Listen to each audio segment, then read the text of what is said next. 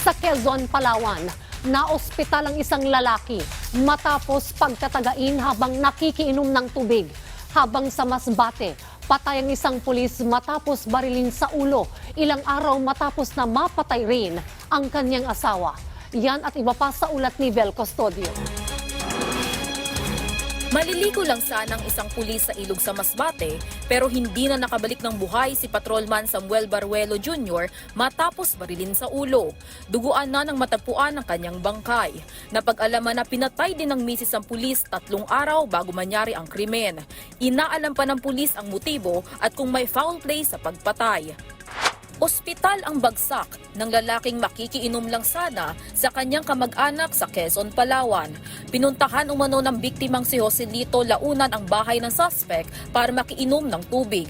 Binigyan naman ito ng inumin ng suspect na si alias Roy. Ngunit ang paalis na ang biktima ay pinabaunan niya ng sugat matapos pagtatagain.